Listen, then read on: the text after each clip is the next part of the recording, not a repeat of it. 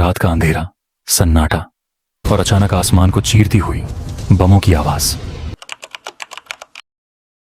3 दिसंबर 1971, वो रात जब भारत और पाकिस्तान के बीच एक ऐसा युद्ध शुरू हुआ जिसने सिर्फ सीमाओं को नहीं, इतिहास को भी बदल दिया। लेकिन इस युद्ध की कहानी सिर्फ टैंकों, गोलियों और बमों की नहीं है।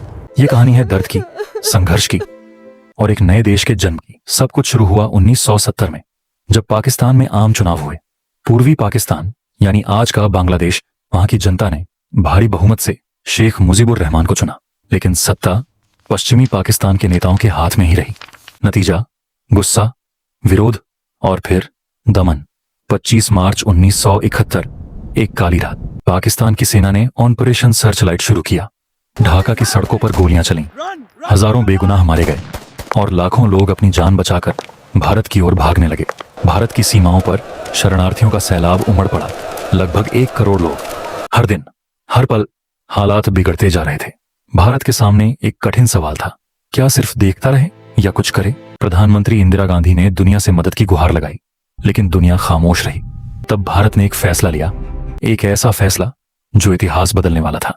भारत ने मुक्ति वाहिनी को समर्थन देना शुरू किया। पूर्वी पाकिस्तान के स्वतंत्रता सेनानी। धीरे धीरे ये एक छुपी हुई लड़ाई बन गई, जो हर दिन और भी खतरनाक होती जा रही थी। और फिर 3 दिसंबर 1971, पाकिस्तान ने अचानक भारत के कई एयरबेस पर हवाई हमला कर दिया। उनका मकसद था भारत को चौंका देना और उसकी वायुसेना को खत्म करना। लेकिन वो चौंकाने में नाकाम रहे। भारत ने उसी रात जवाब दिया और यहीं से शुरू हुआ 1971 का भारत पाक युद्ध। पश्चिमी मोर्चे पर टैंक गरजने लगे। राजस्थान के रेगिस्तान से लेकर कश्मीर की पहाड़ियों तक हर जगह गोलियों की गूंज सुनाई देने लगी। लेकिन असली कहानी पूर्वी मोर्चे पर लिखी जा रही थी। भारत की सेना जनरल सैम मानेकशॉ के नेतृत्व में एक सटीक और तेज रणनीति के साथ आगे बढ़ी। उनका लक्ष्य साफ था, ढाका। भारतीय सेना ने 3 दिशाओं से हमला किया और हर दिन, हर घंटे वो ढाका के करीब पहुंचते गए। इधर भारतीय वायुसेना ने आसमान पर कब्जा जमा लिया। पाकिस्तान की हवाई ताकत लगभग खत्म हो चुकी थी और समुद्र में भारतीय नौसेना ने ऑपरेशन ट्राइडेंट और ऑपरेशन पाइथन के जरिए कराची बंदरगाह पर हमला किया। आग की लपटों में घिरा कराची, पाकिस्तान की रीढ़ हिल चुकी थी।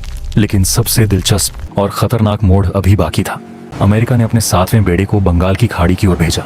ये एक साफ संदेश था, भारत को डराने की कोशिश, लेकिन भारत पीछे नहीं हटा। सोवियत संघ ने भारत का साथ दिया और अंतरराष्ट्रीय राजनीति के इस खेल में भारत मजबूती से खड़ा रहा। जमीन पर युद्ध अपने चरम पर था। भारतीय सेना और मुक्ति वाहिनी ने मिलकर हर शहर, हर गांव को आजाद कराना शुरू कर दिया। ढाका अब बस कुछ ही दूरी पर था। पाकिस्तान की सेना घिर चुकी थी, थकी हुई और बिना किसी मदद के। 16 दिसंबर 1971, वो दिन जब इतिहास ने करवट ली। ढाका के रेसकोर्स मैदान में पाकिस्तान के लेफ्टिनेंट जनरल ए.के. नियाजी ने भारतीय लेफ्टिनेंट जनरल जगजीत सिंह अरोड़ा के सामने आत्मसमर्पण कर दिया। करीब 93,000 पाकिस्तानी सैनिकों ने अपने हथियार डाल दिए। ये द्वितीय विश्व युद्ध के बाद का सबसे बड़ा आत्मसमर्पण था। और उसी पल एक नया देश जन्मा, बांग्लादेश। लेकिन इस जीत की कीमत भी बहुत भारी थी। हजारों सैनिक, अनगिनत नागरिक और अनगिनत कहानियां जो कभी पूरी नहीं हो पाई। ये युद्ध सिर्फ 13 दिनों तक चला, लेकिन इसका असर दशकों तक महसूस किया गया।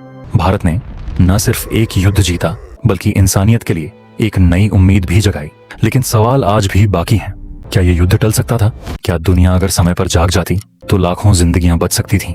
शायद हाँ, लेकिन इतिहास अगर और क्यों से नहीं बदलता। वो सिर्फ याद दिलाता है कि जब अन्याय अपनी हद पार कर जाता है तो एक आवाज उठती है जो पूरी दुनिया को बदल देती है। 1971 का युद्ध सिर्फ एक जीत नहीं था, ये एक संदेश था कि सच्चाई और इंसानियत के सामने सबसे बड़ी ताकत भी झुक जाती है और कभी कभी एक नई सुबह के लिए एक भयानक रात से गुजरना ही पड़ता है।